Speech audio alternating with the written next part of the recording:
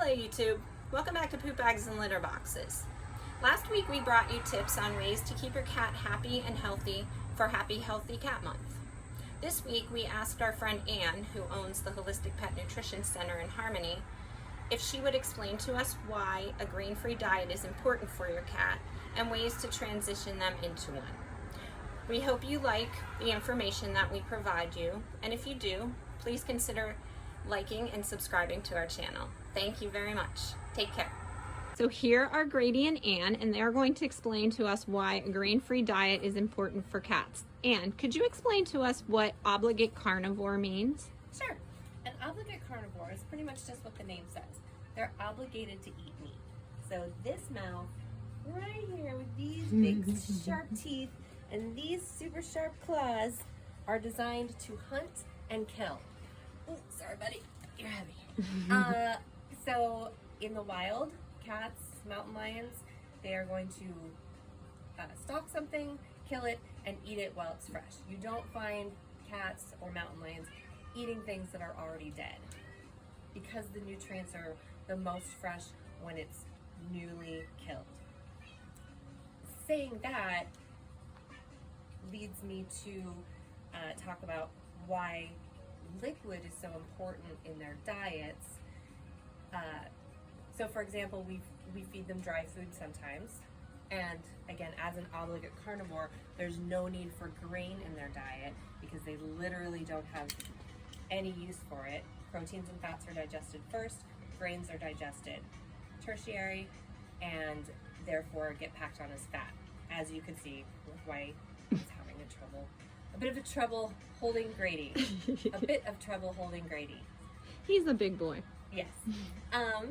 So when they eat dry kibble, it's very important to have moisture in the diet. You can do that with water, you can do that with raw goat's milk, you can do that with broth, you can do that by adding some wet food into the kibble, and all of those things make digestion happen more efficiently and effectively because the food isn't sitting there for 8 hours waiting for water to leave the other parts of the body to come to the stomach to digest the food. In a long-term sense, this can impact the kidneys negatively because oftentimes cats that have been fed a dry diet have kidney failure. So if you're feeding dry kibble, please make it grain-free. Add some moisture to it. If you feed wet food, that's great. Then you already have your moisture in your diet. Another thing that you can think about is freeze-dried. Freeze-dried is great because it's closer to what they would hunt and kill in the wild.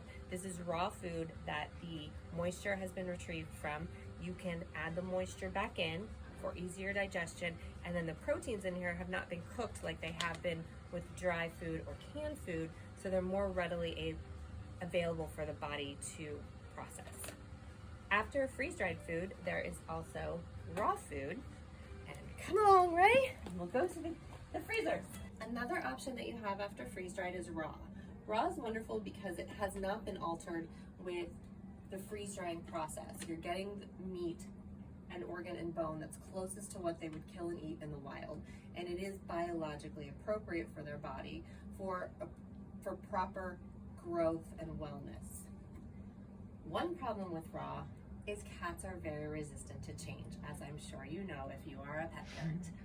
So a lot of times if you start feeding them kitten chow when they're babies, they get married to that X and they will only eat foods that are X-shaped. Or if it's a round piece of kibble, they'll imprint on that and they will only eat round kibble. And so it's very hard to get cats to change from kibble to wet to freeze-dried to raw. So you have to be very patient. You often have to sneak it in, and it can take months. But this is the best way you can feed your cat. It comes in a variety of different flavors and sizes, kind of for whatever your cat wants. But those are going to be the things that are going to keep your cat the healthiest with pet food. Okay, so if raw is not an option at your household, there are other ways you can implement components of raw into your pet's diet while adding moisture. And those items would be raw cow milk, which is kefir, raw goat's milk, fermented fish stock, which is fermented sardines, and then turkey stock. These are all things that you could put on the kibble, that you could mix into the wet food, that you could mix with the wet food and the kibble together. You can be as creative as you want. You don't have to just feed one thing all the time.